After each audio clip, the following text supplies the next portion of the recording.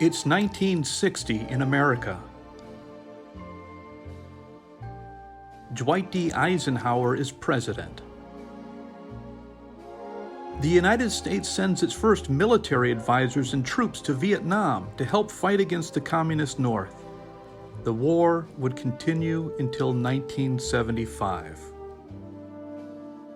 4 black college students from North Carolina begin a sit-in at a segregated Woolworths lunch counter where they are refused service.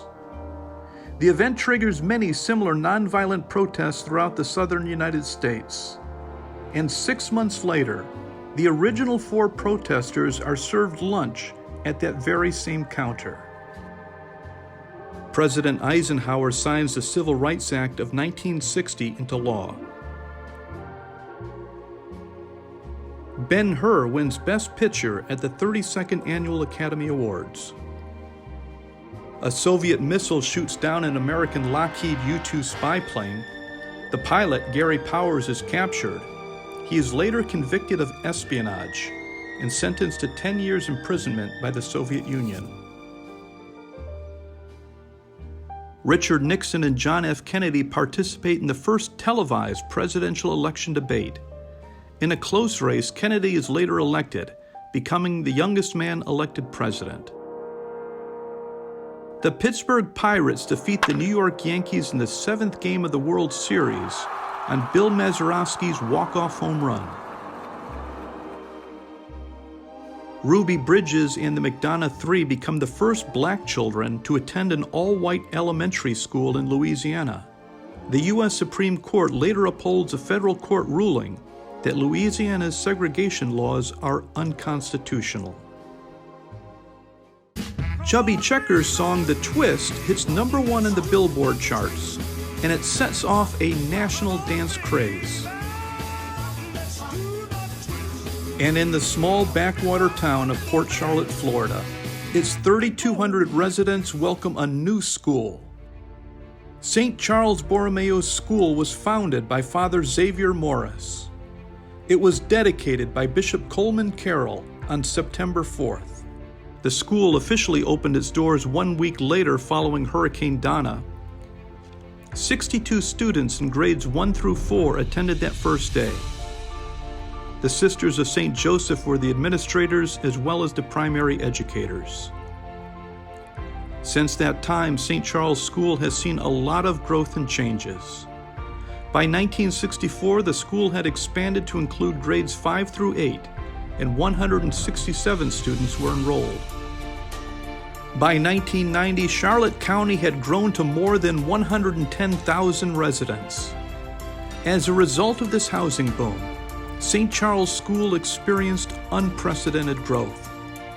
Old classrooms were torn down to make way for new construction. New classrooms, a library, and offices, as well as a new multi-purpose cafeteria and theater. On August 13, 2004, Hurricane Charlie devastated our community, and St. Charles School was not spared. The flat roofs covering our school gave way under the tremendous weight of accumulated water and collapsed. As a result, most of the school was gutted and had to be rebuilt.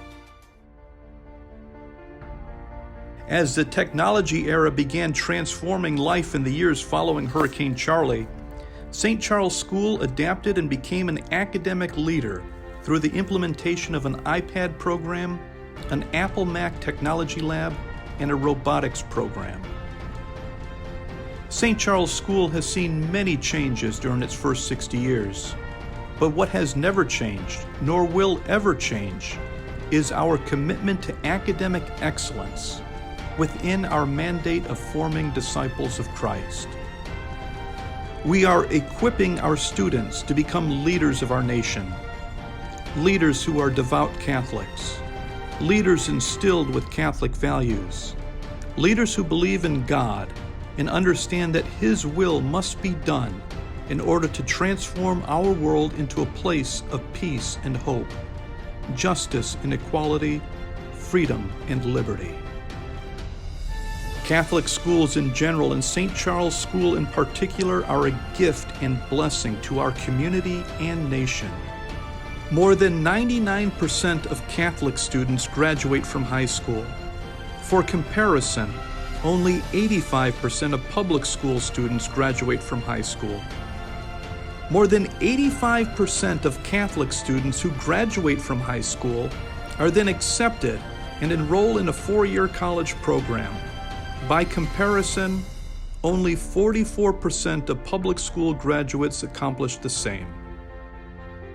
Latino and African American students who attend Catholic schools are more likely than public school students to graduate from both high school and college. Graduates of Catholic schools score higher on their college entrance exams, are more civically minded, are more likely to vote, have more tolerant and diverse views, and enjoy higher earning potential as adults than those who graduate from public schools. Finally, based on the average public school per pupil cost of $12,756, Catholic schools provide $22 billion in savings each year to our nation. For 60 years, St. Charles Borromeo School has lived up to its goal of academic excellence by equipping young people with an education that empowers them to succeed in high school, college, and beyond. But more importantly, St. Charles Borromeo School has been forming lifelong disciples of Christ by teaching, modeling, and reinforcing Catholic beliefs and values.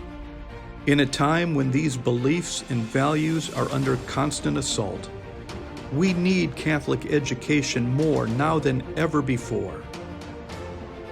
Thank you for supporting Catholic education, and we especially thank you for supporting St. Charles Borromeo School yesterday, today, and tomorrow.